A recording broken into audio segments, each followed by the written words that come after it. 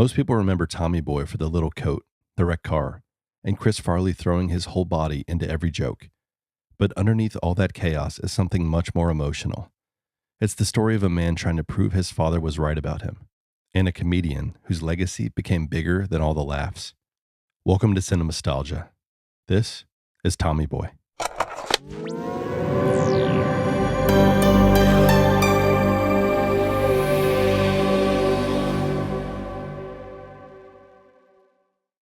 There are comedies we remember because the jokes were sharp. And then there are comedies we remember because somehow, underneath all the noise, they had soul. Tommy Boy is one of these movies.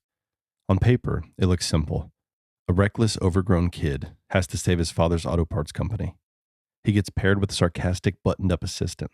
They hit the road, destroy almost everything in their path, and slowly stumble towards something that looks like success. It's a 90s buddy comedy built on motel rooms, sales calls, dinner booths, and one unlucky Plymouth GTX.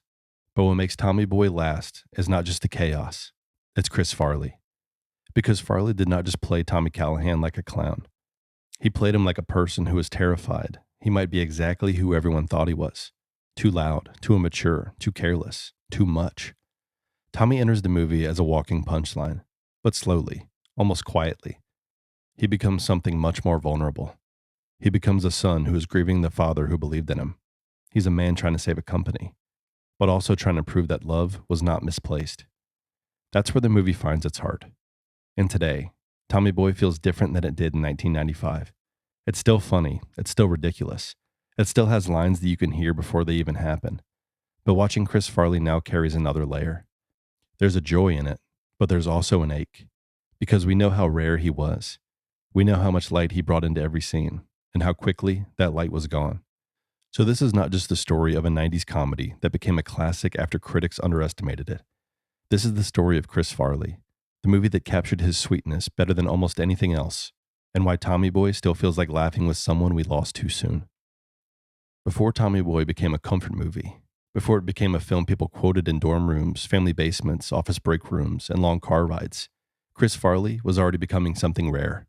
He was not just funny, he was a force. Farley came out of the world of Second City and Saturday Night Live, where comedy had to hit fast, loud, and instantly. You had one sketch, one live audience, one chance to make the room explode. And Farley could do that in a way that few performers ever could. He threw his whole body into a joke. He did not simply enter a scene, he crashed into it. He made every doorway feel too small, every chair feel unsafe, every moment feel like it might burst open. But beneath the chaos, there was something softer. That was the thing that people sometimes missed about Chris Farley. The physical comedy was obvious. The falls, the shouting, the sweat, the panic, the wild commitment. Those were impossible to ignore. But what made him special was not just that he was willing to embarrass himself. It was that he made embarrassment feel human. Farley could be ridiculous and wounded at the same time. He could make you laugh because he was out of control, and then make you feel for him because somewhere inside that madness was a person who desperately wanted to be loved. That's why Tommy Boy was such a perfect vehicle for him. Tommy Callahan is introduced as disaster with a diploma. He barely graduates college. He celebrates like surviving school is the same thing as conquering the world. He comes home to Sandusky, Ohio, not as a polished heir to the family business, but as a lovable wreck in a graduation cap. And yet, from the beginning, the movie asked us to see what Big Tom sees. A son with a good heart who has just not learned to believe in himself yet. That was Farley's gift. He could make a fool feel sacred. The emotional center of Tommy Boy is not the road trip. It's not the sales calls. It's not even Tommy and Richard, as great as that pairing becomes. The emotional center is Big Tom. Brian Dennehy plays Big Tom Callahan with the kind of warmth that makes the entire movie work. He is loud, confident, generous, and larger than life. He is the kind of father who fills a room before he speaks. At Callahan Auto Parts, he is not just the boss. He is the spirit of the whole place. The company carries his name, but more importantly, it carries his belief in people. And no one receives that belief more than Tommy. That's what gives the first act its tenderness. Everyone can see that Tommy has flaws. He is clumsy. He is immature. He talks before he thinks. He breaks things. He's not ready to lead anything, let alone a company full of employees depending on him. But Big Tom sees past the wreckage. He sees the boy underneath it. That matters because Tommy Boy is not really about a man learning how to sell brake pads. It's about a son trying to become worthy of the faith his father had in him. Big Tom gives Tommy something more important than a job. He gives him the idea that he might still become someone. Then suddenly, he is gone, and the movie changes. The comedy is still there, but now it has an ache underneath it. The factory is not just a workplace anymore. It's the last piece of Big Tom left behind. Saving Callahan Auto Parts means saving the people who trusted him, but it also means saving the memory of the man who believed Tommy could grow up. That's why Tommy's failure hurts more than it should in a silly comedy, because every botched sales pitch feels like he's letting his father down all over again. And this is where Chris Farley becomes more than just funny. He lets you see that little boy inside Tommy who just wants one more chance to make his dad proud. Once Big Tom is gone, Tommy Boy becomes a road movie, but not the kind where the road represents freedom. Here, the road feels more like a test. Tommy and Richard are sent out with one impossible mission: sell enough brake pads to save Callahan Auto Parts before the company collapses into the hands of people who never cared about it in the first place. On the surface, it's a simple comedy setup: two mismatched personalities, a ticking clock, a car full of samples, a string of meetings that go horribly wrong. But the road does something important to both men. It strips away the performance. Tommy begins the trip trying to imitate his father. He thinks selling means being Big Tom. Loud voice, big smile, confidence turned up so high that no one can see the fear underneath. But every time he tries to become his dad, he falls apart. He talks too much. He panics. He scares customers away. He wants so badly to prove that he belongs that he keeps proving the opposite. Richard, meanwhile, begins as the opposite kind of broken. He is controlled, bitter, precise. He hides behind sarcasm because sarcasm keeps people at a distance. He looks at Tommy and sees chaos.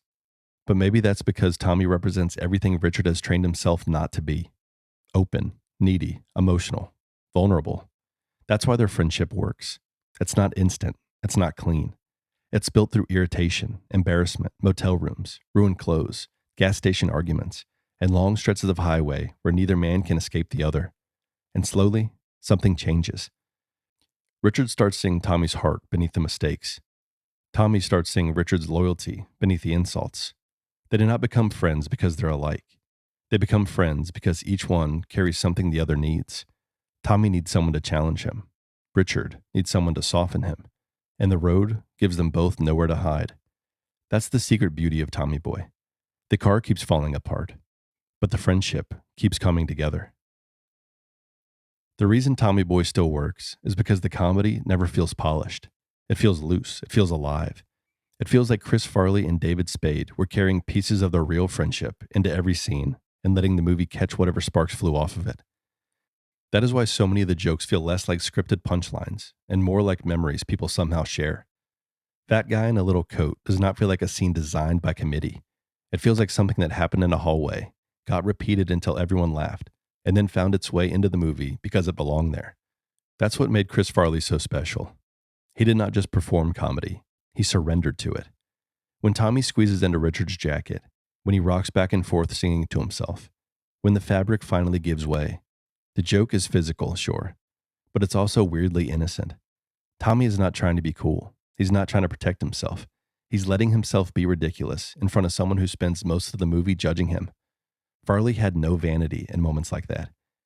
He would fall harder than anyone, yell louder than anyone, sweat through the embarrassment more completely than anyone. But there was never cruelty in it. He was not asking us to laugh at someone weak.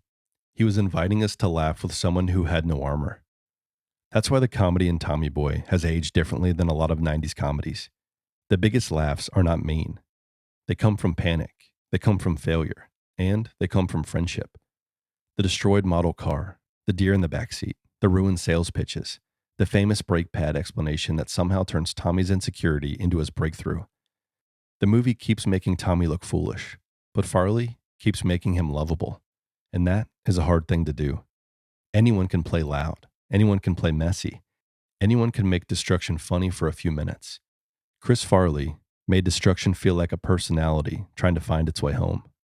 For all the jokes that people remember, Tommy Boy lasts because it has a heart bigger than its premise. It's easy to describe the movie as a comedy about saving an auto parts company, but that is only the outside story. The inside story is about Tommy trying to survive the sudden absence of the one person who never made him feel like a mistake. That's what Big Tom gave him: belief.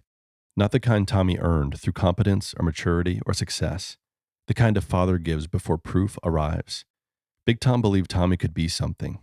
He believed there was goodness inside all that chaos. He believed his son's heart would eventually catch up with the man he needed to be. And after Big Tom is gone, that belief becomes both a gift and a burden.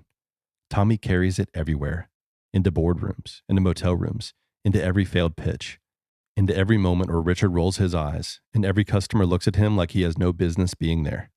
Tommy is not just trying to close sales. He's trying to answer the question grief leaves behind. That's why Chris Farley's performance hits harder than most people expected. Because Farley understood how to play someone who felt too much. Even when Tommy is loud, even when he's breaking things, even when he's making the room feel uncomfortable, there's a sadness underneath him. Not a dramatic sadness, not something the movie underlines too heavily, just a flicker. A boyish fear that maybe, without his father standing beside him, he really is nothing. And then slowly, Tommy changes. Not by becoming Big Tom. He changes by becoming himself. His breakthrough does not come when he copies his father's confidence. It comes when he stops performing and starts connecting. When he admits what he knows.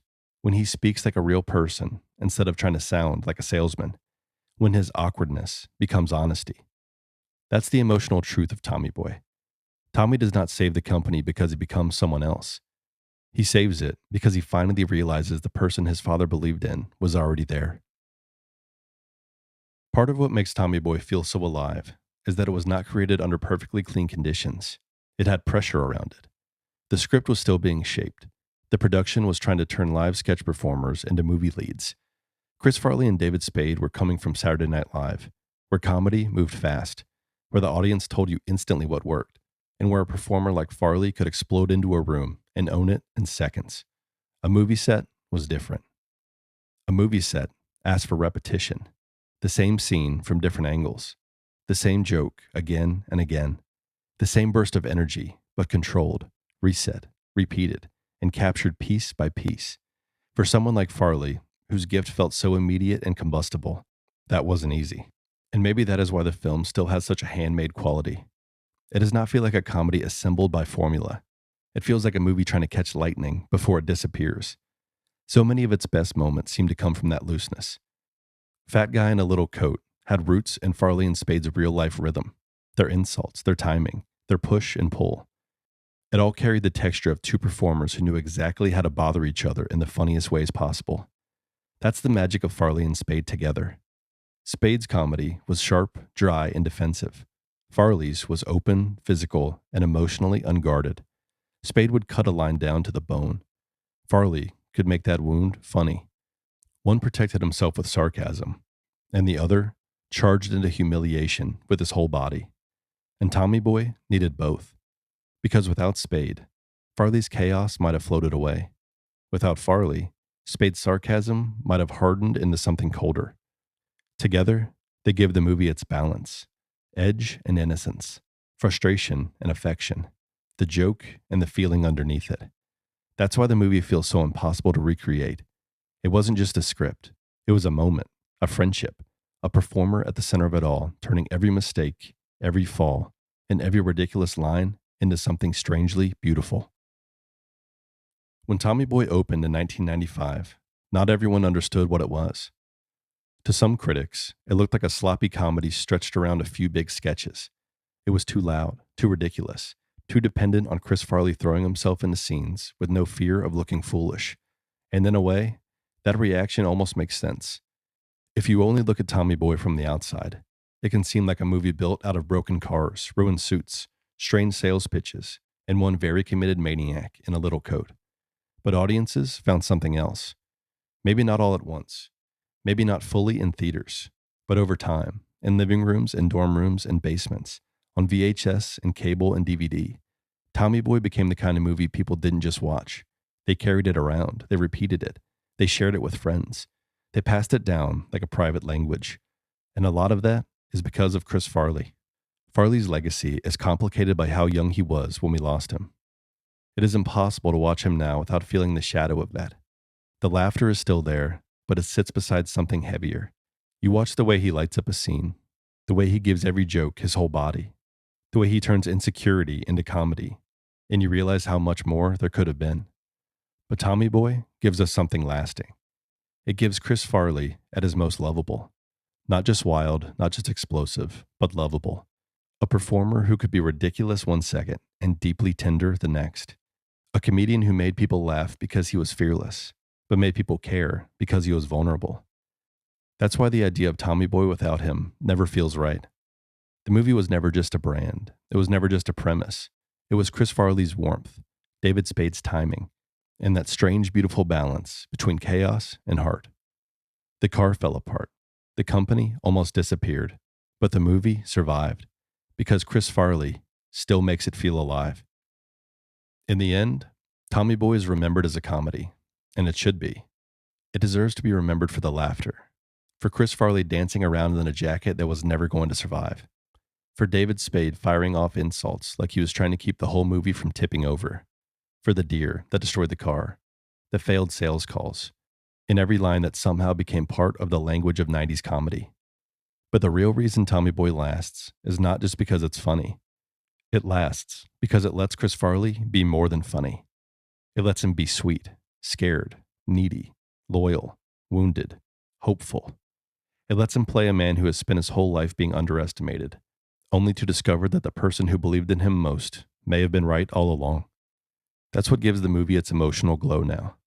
When we watch Tommy Boy today, we're not only watching Tommy Callahan trying to save Callahan Auto Parts, we're watching Chris Farley in one of the roles that captured the fullness of what he could do. The loudness, yes. The chaos, absolutely. But also the tenderness, the innocence, the ache behind the laugh. Farley's gift was not just that he could make people laugh until they hurt. It was that he could make the hurt feel lighter for a while. And maybe that's why this movie has never really gone away. Because somewhere, inside all the noise, is a very simple feeling. A son who wants to make his father proud. A friend who learns how to care. A man who everybody doubted, finally finding his voice. And a comedian who left us too soon remains, somehow, completely present. Still falling, still smiling, still tearing the coat. Still reminding us that the funniest people are often carrying the softest hearts.